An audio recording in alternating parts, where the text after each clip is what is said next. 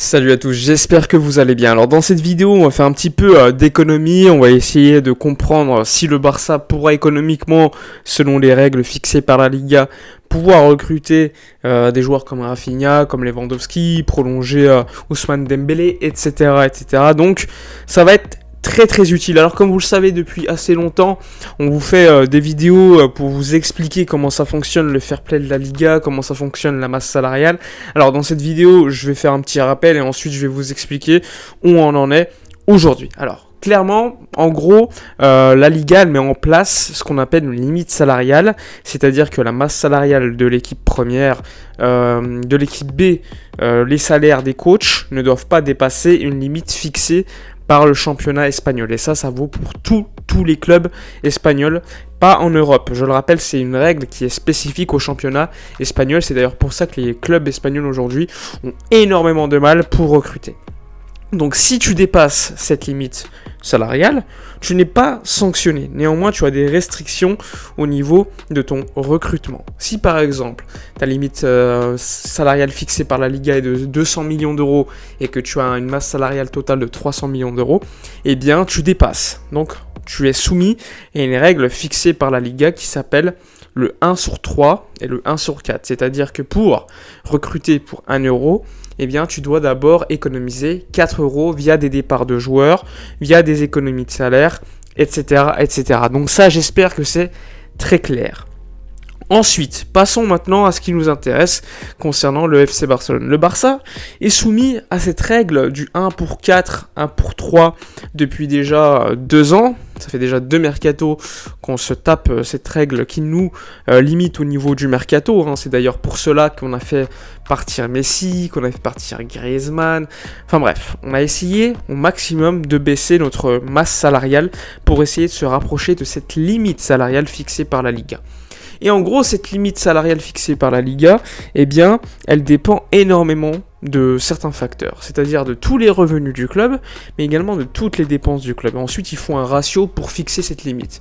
Néanmoins, quand tu as une perte économique sur l'exercice comptable, eh bien, cette perte, en fait, elle se répercute sur ta limite salariale fixée par la Liga. C'est-à-dire qu'en gros, si par exemple ta limite salariale normalement elle est de 600 millions d'euros, si lors de l'exercice là tu as une perte de 200 millions d'euros, eh bien ils font un simple calcul, 600 moins 200, et ils fixent la limite salariale à 400 millions d'euros. Ça c'est classique. Et du coup le Barça en fait, nous on était dans une situation, on avait enchaîné, rappelez-vous, une perte économique sur l'exercice comptable de 481 millions d'euros l'été dernier, et juste avant, l'été d'avant, encore une perte économique.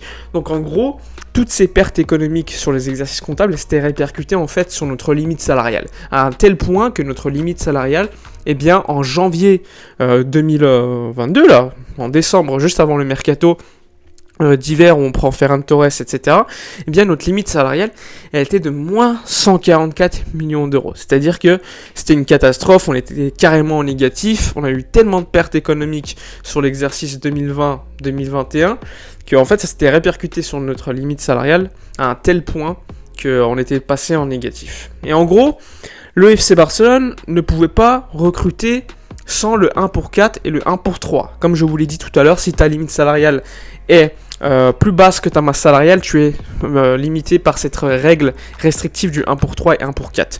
Maintenant, le FC Barcelone se retrouve dans une situation assez intéressante et je vais vous expliquer pourquoi. Tout d'abord, parce que le Barça, si on se base sur la limite salariale qui était fixée par la Liga en janvier de moins 144 millions d'euros, eh bien la Liga a mis en place quelque chose qui va nous faciliter énormément les choses, à nous, mais également aux 14 autres clubs de la Liga qui sont dans une situation plus ou moins similaire à la nôtre. Mais eux, la plupart ont d'ailleurs signé avec le deal CVC pour améliorer leurs conditions économiques. Mais on se retrouve que même cet été, ils sont en difficulté. L'année prochaine, ça sera pareil. Et franchement, la signature de ce deal était une grosse erreur. Et je pense qu'ils vont le constater lors des prochaines années. Mais pour en revenir à notre sujet, eh bien, la Liga a mis en place en fait une chose, c'est-à-dire que toutes les pertes liées au Covid vont être supprimées de la limite salariale passée pour être répercutées sur les 5 prochaines saisons de manière équilibrée. Donc au lieu par exemple que tes pertes de 500 millions d'euros, je dis au hasard, se répercutent directement d'un seul coup sur ta limite salariale, ce qui te l'a fait baisser de 500 millions d'euros, eh bien, on va te la baisser de 500 divisé par 5, c'est-à-dire de 100 millions d'euros chaque année pendant 5 ans. Et ça va permettre de te faciliter énormément les choses à court terme. Donc ça, c'est quelque chose qui était à noter, qui a été positif et qui a été mis en place dès cet été.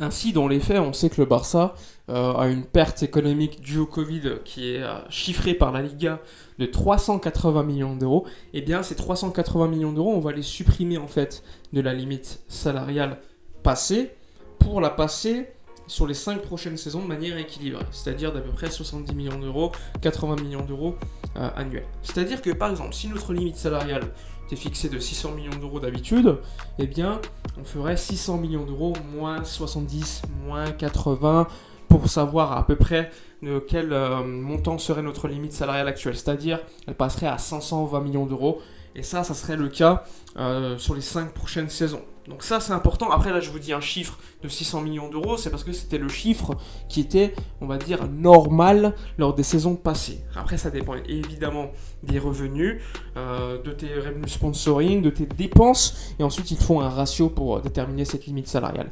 Ainsi, le FC Barcelone pourrait se retrouver dans une situation telle. Expliquons de manière chiffrée pour que vous compreniez plus facilement de quel montant serait notre limite salariale. Ainsi, notre limite salariale actuellement, en tout cas en décembre, elle était de moins 144 millions d'euros.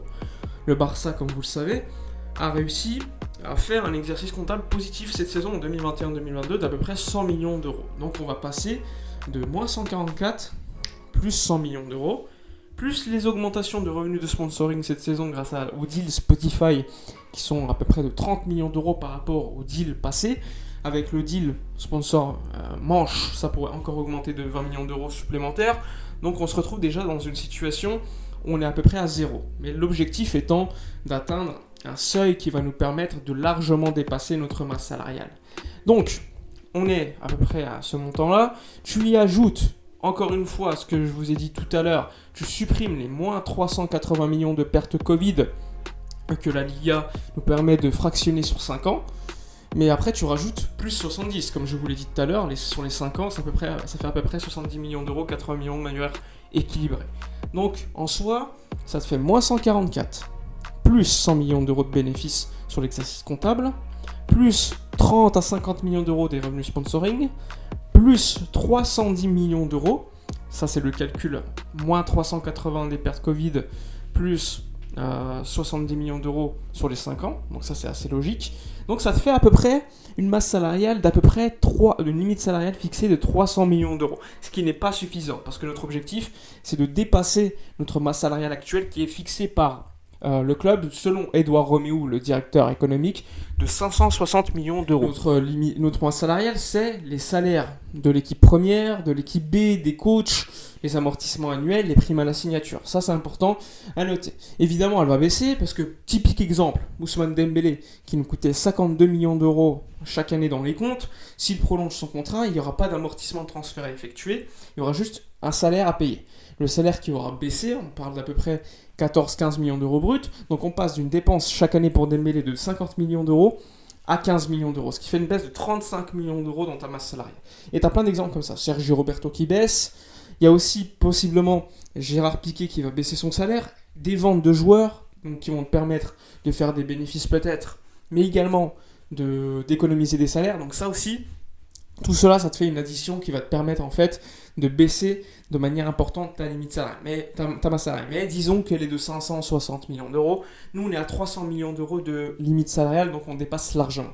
L'objectif étant, par la signature de la vente des droits TV 15%, comme vous le savez, le Barça est en train de travailler pour le faire, eh bien, on devrait passer, comme vous le savez, calcul assez simple, de 300 millions d'euros plus l'opération de la vente des droits TV, qui est à peu près de 340-400 millions d'euros, ce qui va donc nous permettre d'avoir une limite salariale, on va dire, de 650 millions d'euros, ce qui est super pour la limite salariale et de plus être soumis à cette règle du fair play financier du 1 sur 3 et du 1 sur 4. Et donc, si notre limite salariale est fixée à 650 millions d'euros et que notre masse salariale est de 560 millions d'euros, sans les baisses évidemment, on verra plus tard, ça c'est vraiment des calculs qu'il faudra faire au cas par cas, eh bien tu as 90 millions d'euros de marge. On est d'accord, je pense qu'on est tous d'accord. 650 moins 560, ça fait 90 millions d'euros. Et avec 90 millions d'euros, tu peux en signer les joueurs. Tu peux signer Lewandowski qui va te coûter 30 millions d'euros dans les comptes chaque année, avec son salaire et l'amortissement annuel de transfert. Tu peux signer Rafinha, ça sera à peu près 30 millions d'euros chaque année également, entre transfert et l'amortissement et le salaire chaque année. Ça fait déjà 60. Tu peux encore signer d'autres joueurs, comme Koundé, et ça sera à peu près la même chose.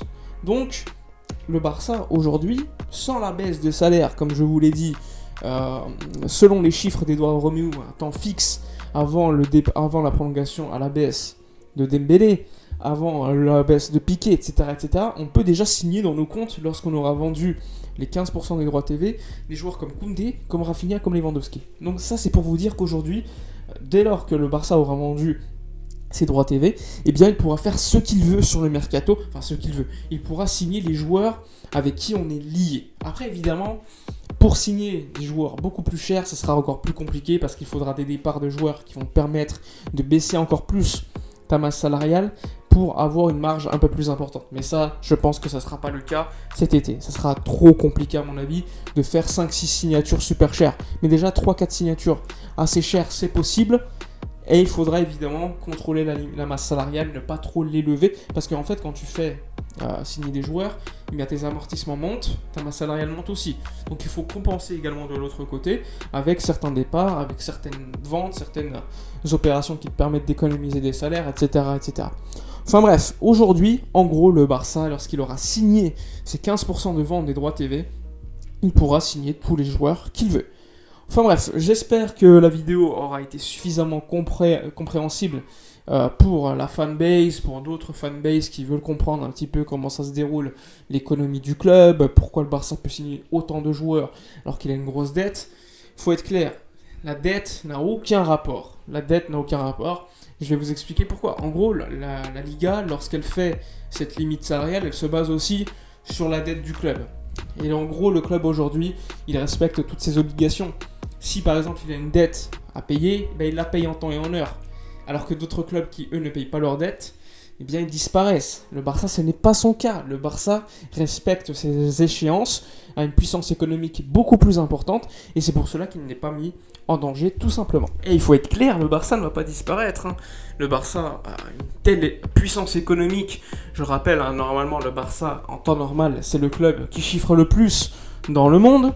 C'est un club qui a certes des dépenses structurelles, c'est-à-dire la masse salariale, les dépenses fixes, on va dire, très très élevées, et c'est à mon avis ça le défi le plus important de la direction, c'est de baisser ses coûts pour avoir un club soutenable sur le long terme.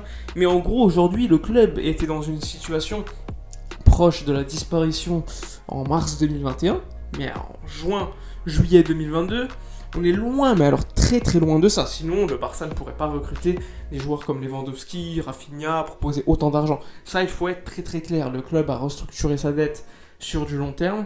Le club respecte et a des liquidités. Le club a dû vendre, certes, ses actifs sur une durée d'à peu près 25 ans, ce qui est quand même assez important. C'est pour cela que lors des prochaines années, il faudra réussir à compenser par une augmentation des revenus, par des sponsorings ou par d'autres choses. C'est cet argent qui sera un manquant. Ce qui est évidemment possible, que ce soit évidemment par exemple la vente d'un pourcentage de l'exploitation du stade, comme le fait le Real Madrid. Il ne faut pas l'oublier, le Real l'a fait pour recevoir à peu près 300 millions d'euros contre 30% sur 30 ans de l'exploitation du Santiago Bernabéu nouveau. Donc ça, il faudra être clair. Le Barça, comme le Real, comme d'autres clubs associos, eh bien pour lutter, pour être puissant économiquement, il faudra faire certains deals économiques avec d'autres sociétés pour qu'ils entrent dans le club, mais pas de manière durable. Ce sera sur X années, et ensuite le Barça retrouvera sa puissance, enfin sa pleine propriété comme si de rien n'était. Enfin bref, la vidéo aura été un petit peu longue, mais j'espère qu'elle aura été suffisamment compréhensible.